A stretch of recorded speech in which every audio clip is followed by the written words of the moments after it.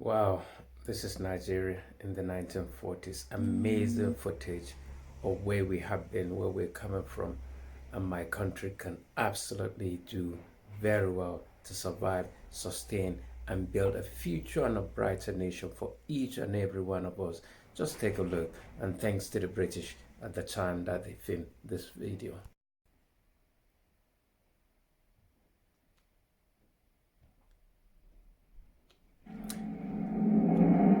This, of course, was done in the 1940s, 1946, 47, 48, Nigeria before independence.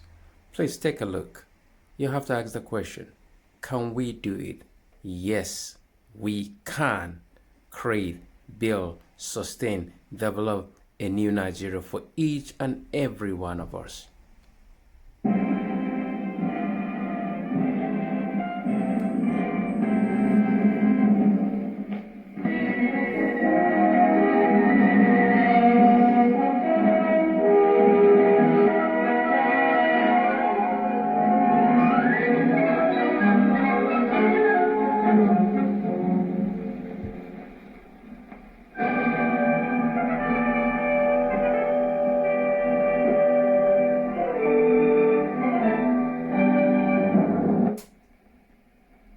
Since this film was made, Nigeria has made great progress. With Britain's help, great strides have been made in developing her economy, improving communications, and in the provision of health and educational facilities. Many more trained Africans now occupy posts of responsibility in government and industry. A new federal constitution, which recognizes regional differences, has brought the country to the verge of independence, and Nigerians now control their country's affairs in most fields of endeavor. The challenge has been met, and Nigeria is well on the way to achieving complete self-government. Self-government.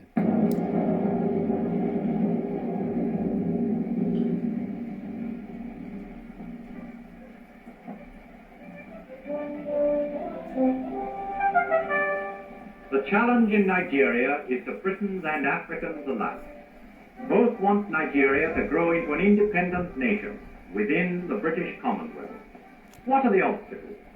Disunity, poverty, die-hard tradition, ignorance. How fast can they be overcome? How soon can Nigeria become a free nation? The British went to Nigeria in 1861 to put down traffic in slaves. Today, Nigeria is Britain's biggest protectorate, larger than France and Italy combined. It has a greater population than those of Canada, Australia, and New Zealand put together. Its people speak many different languages with hundreds of dialects, belong to different races, practice different religions.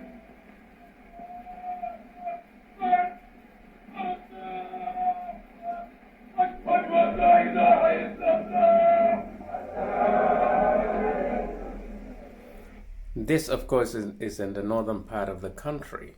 As you can see, Nigeria is a blessed nation.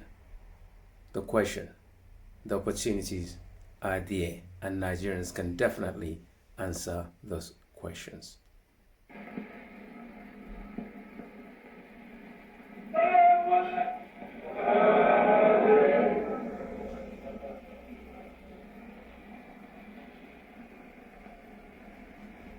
In the Muslim north, on the fringe of the Sahara, live the Hausa people, rooted in tradition, often suspicious of Western ideas. They form half the population of Nigeria. Only 50 years ago, their ancestors were ruthless slave traders, raiding and devastating the villages of their weaker neighbors in the south.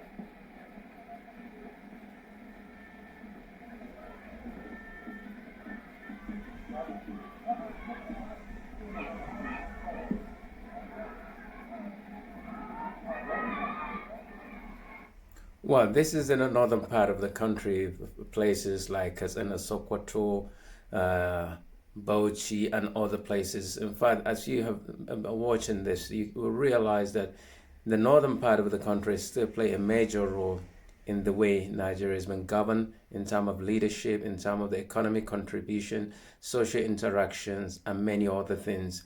And so, ‘yan arewa da ke nan wurin da ke yanzu in ka duba za ka ga arewa ta girma, mutane kuma sun ƙaru. Saboda haka, ‘yan arewa kuma ku tambaye shugabanninku me aka yi tun lokacin 1940 something wajen shekara 70 yanzu. Ku tambaye su. Britain accepted their principle of hereditary rule. And today, in the House of Chiefs, the emirs, their rulers, meet with British officials to administer the northern provinces.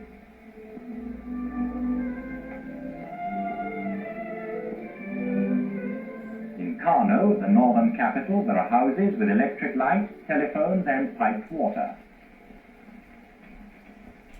But modern ways have hardly touched the mass of people outside the cities.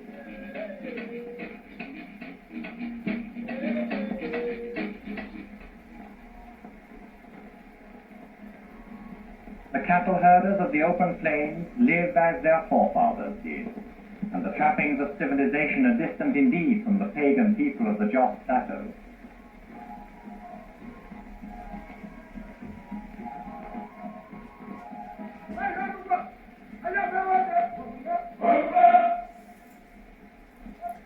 When they talk about the Joss Plateau, basically this is in Plateau State in the north part of the country, Nigeria. Har yanzu mutanen Plateau suna nan suna yin abubuwan da ya kamata. To, yaya muka kare? Yaya kuka kare? Daga Plateau, Jos, dukka zuwa Benue, dukka wuraren nan har suka fancan, dukka man wuri guda ne. Mu tambayi kanmu, mu tambayi shugabanmu. In the southeast, the Igbos, farmers and smallholders, eager to learn, sometimes ready to contribute their labor free. For Igbo kwenu. Igbo kwenu. You hear how they talk about the things happening there, that the eastern part of the country used to be farmers. Are we still farming? Community projects like this new road, linking together two villages.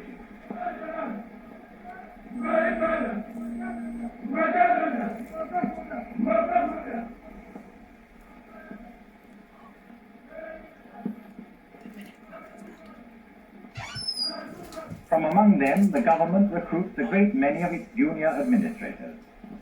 Okay. And they have a strong sense of fun.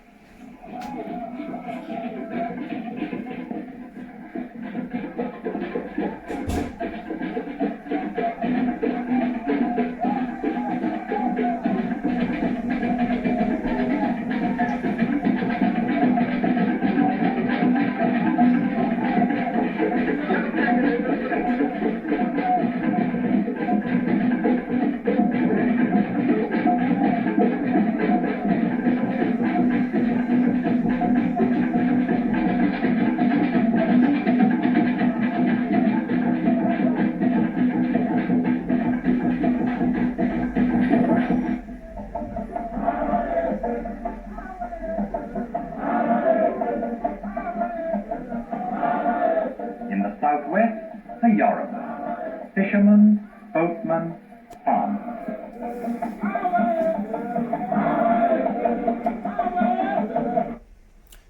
Now, when they talk about the Southwest, wọ́n sọ pé àwọn Yorùbá nìyẹn, àwọn Yorùbá tó wà ní Nàìjíríà pé nǹkan tó ń ṣe ní nígbà yẹn.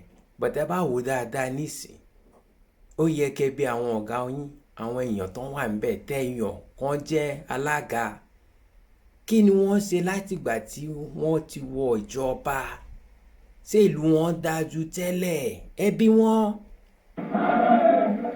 They have a long and cruel history of civil war, in which whole districts were devastated and their inhabitants massacred and enslaved. Now their chiefs rule peacefully with British advice.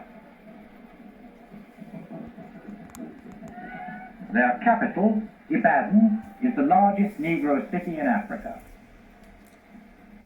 Ǹjẹ́ ẹgbọ́n nǹkan tó ń sọ wọ́n ní pé Ìbàdàn ni the largest city ní Africa láyé wọ̀nyẹn. Ìbàdàn ní Ọ̀yọ́ state, kí ló ń happen bẹ́ẹ̀ nísìn? Ẹbí ìjọba, ẹbí ara yín, ẹ̀yin ará ilé, Kebo.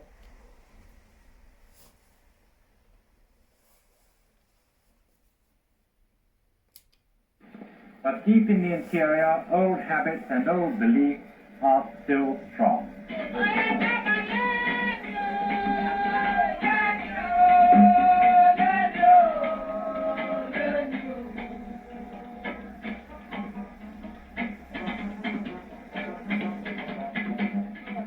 Distances and lack of communication sharpen the isolation of tribe from tribe and are at the bottom of Nigeria's disunity.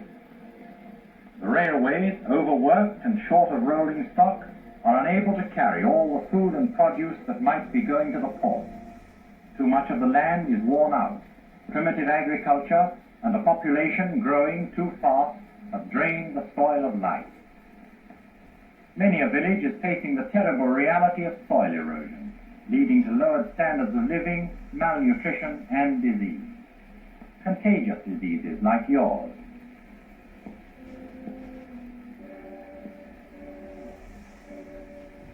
Hookworms, often caught from infected water.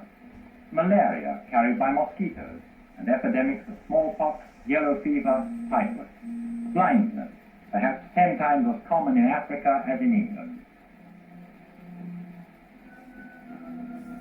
Sleeping sickness, spread by the tsetse fly.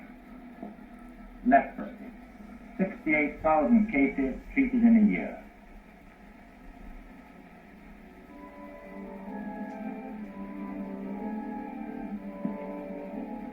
There is disease and poverty throughout Nigeria, the unrelieved poverty of millions who eat out of their living.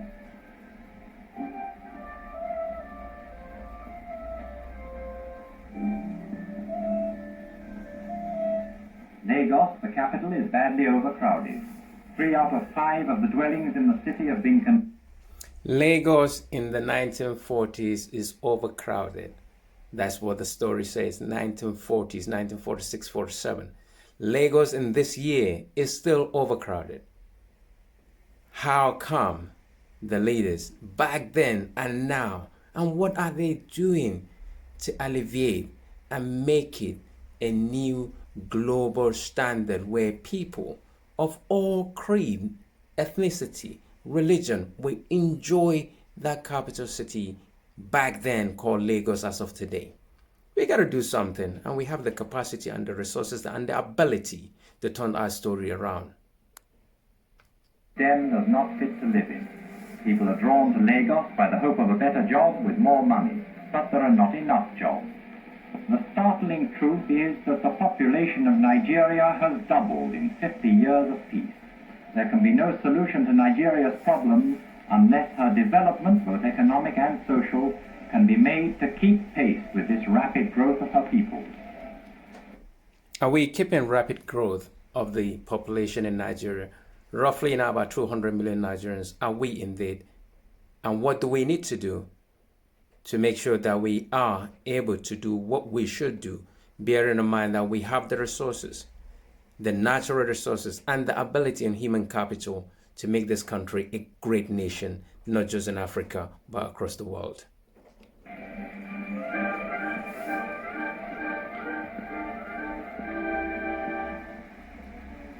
Harsh enough challenges. Are they being met? In part only. New bridges are going up.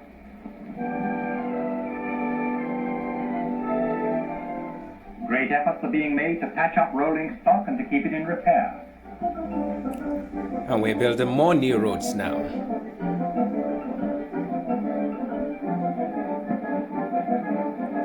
In England, the building of new locomotives for Nigeria is speeded up, and some are already on their way out.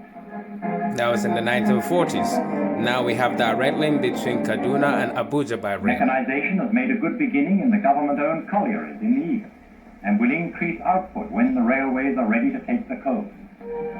You see, transportation is always needed, even as we build our agricultural sector in the country. The struggle to restore the fertility of eroded land has begun. At Minna, a dam is being built to irrigate parched soil and to supply villages with fresh water. Minna is in Niger State. Better farmers is being built up. on slowly because there are always too few instructors. But many young soldiers have come back from service in Burma and elsewhere, anxious to learn and ready to pass on their new knowledge to the people in their villages.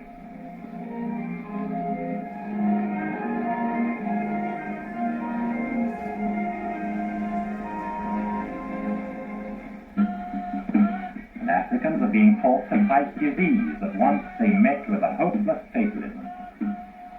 Keeping sickness service is cutting down great areas of bush, destroying the breeding ground of the tsetse fly. Malaria is being kept down by the clearing out of mosquito swamps. Bookworm diminishes when clean water is available. Yep. Must have been eliminated. Leprosy is being treated now with new drugs which hold out the promise of more cure. And the spread of knowledge is giving sufferers more confidence to come forward. The devoted work of private and missionary societies has been strengthened and extended since 1945 by a new government leprosy service. You see? But the crying need is for more doctors, more nurses, more trained medical staff, more clinics, and more hospitals. We're still needing All more. these services, Nigeria needs more money. Money, money, And money. It is only from Nigeria's own resources that the money in the end can come. Did you hear that? It says Nigeria has the ability and the resources and the capital to be able to provide the services that the country needs. No, oh, yes. So this is the story.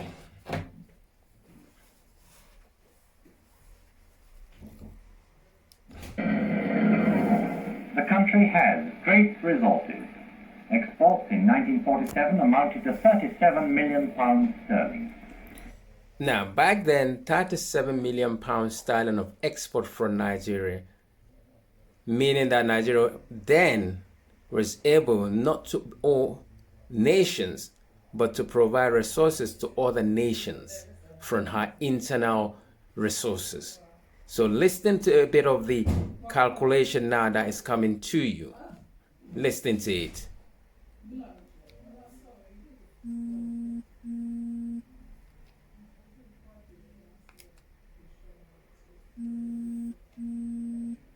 So the information that is coming is basically on it. Timber produced £750,000 in export. Cotton, 300,000 pounds. We generate income from cotton back then. What are we doing now?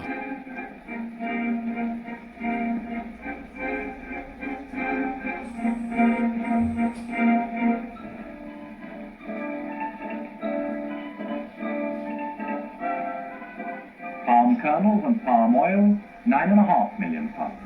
Palm oil kernel, 9-point-something million pound in the 1940s. One of the highest ever. For fat, £6.25 million. And this would have been far more if the railways had been able to move the stock.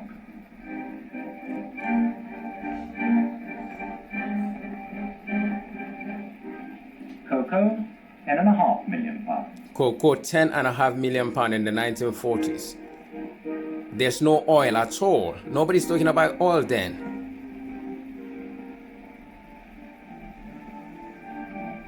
Tin, £4 million worth of ore exported.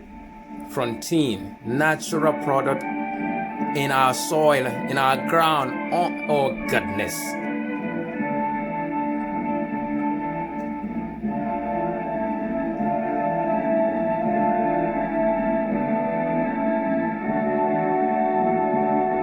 Don't cry for Nigeria. Cry that we have the ability to turn our story around positively.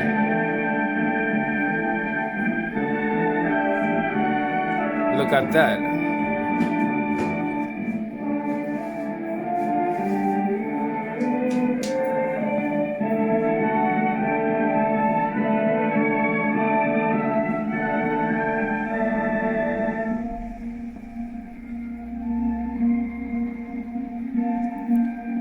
Skill acquisition back then. Among the privately owned industries, there is growing up a government-inspired cooperative movement. sets out to improve the lot of the local craftsmen and smallholders.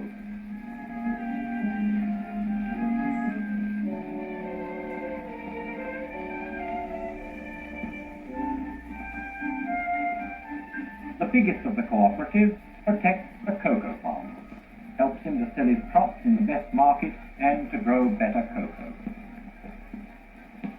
No oil. From the taxes and duties paid by industries, the Nigerian government derives a good part of its revenue. Just from these products. But beyond that, the British taxpayer, through the Colonial Development Fund, is contributing £23 million to be spent in Nigeria during the next 10 years. But the strongest challenge has still to be met: ignorance and traditional mistrust or even fear of Western ideas. In the Muslim North, only 1 child in 58 gets a school education. In the South, it is 1 child in 7. There is no free education in Nigeria. It usually costs from... Did you hear that? In the North back then, it's 1 in about 50 children that go to school, while in the South, it's 1 in 7. Have we bridged the gap since that time today in North or South of our dear country, Nigeria? The answer is down to you. 7 pence to 1 and 9 pence a week to send a child to school, though fees are often reduced to what parents can afford. The government has launched a scheme to provide free schools for all children, but it will take 30 years to do it. And in the bush, witch doctors and secret societies, juju, a strongly rooted belief in mysteries and spells. Good spells to protect a man and his crops, evil spells to blight his enemies.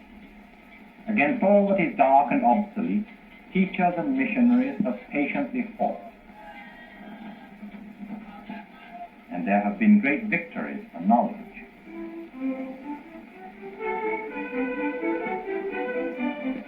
Many Africans have risen to distinction and today occupy important posts: police officers, barristers, high court judges.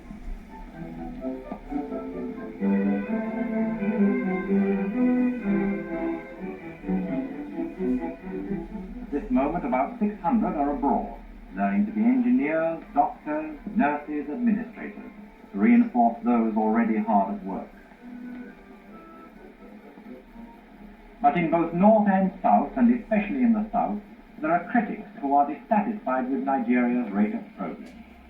In the North, a handful of them, stimulated by books and newspapers, urge a wider acceptance of Western ideas. In the South, there are nationalist movements. The most vigorous, led by Dr. Nnamdi Azikiwe, best known as Zik, demands a half share for Africans in the government here and now, with full independence in 15 years' time. His newspapers, with the freedom that democracy gives them, bitterly criticize and seek to discredit British plans and practices. Zik has localized support in the South, but in the North, where half the people live, his following is negligible. Nevertheless, the questions he raises are important. Is Britain doing all she can as fast as she can to bring Nigeria to nationhood? Britain has set out to build Nigeria into a democratic structure. The pattern is complex. The village chief is encouraged to consult his people and to accept majority decisions. British officials, often administering large areas of the country, give counsel and guidance, hearing disputes, teaching the principles of British justice.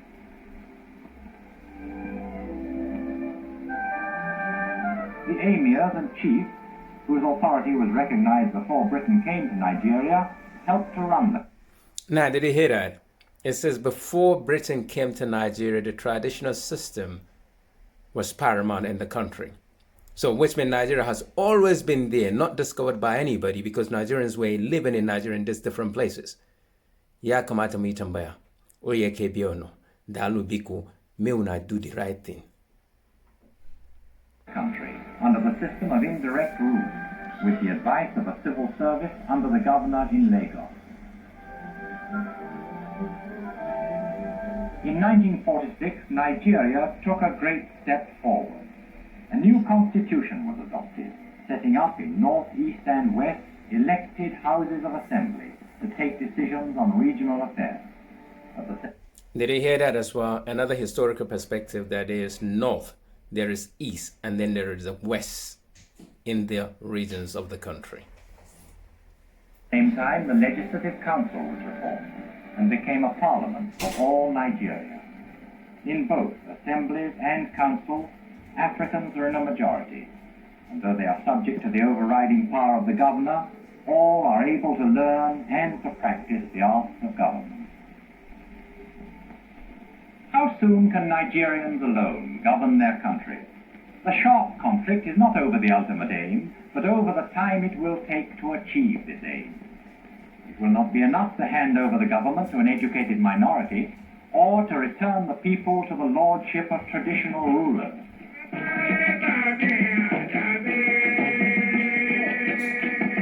There we go. Tradition. Do we have the educated leadership now in the country to drive the passion of the country? Yes, we do. All together. All must be enabled to exercise theirs and as citizens. All must realize that they are part of a nation. Correct. But there are brave beginnings of a new sense of community in the experiments in cooperative effort, and most hopeful of all, in the movement for mass education that has appeared, notably in the East. The brutal fact is that at this moment, only about 1 in 30 can read and write. Have we gone away from that figure? My name is Alistair,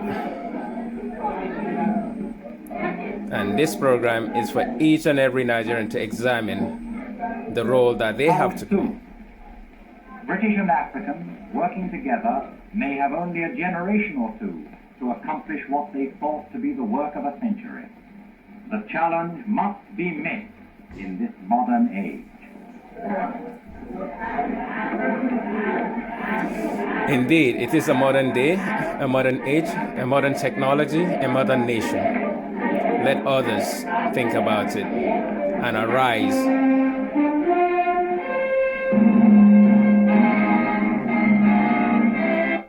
Let's arise as a nation, let's arise as Nigerians and build a wonderful and a great nation. Yes, we can. God bless you as you enjoy this video. Thank you. And thanks to British independent producers of this movie documentary back then in the 1940s.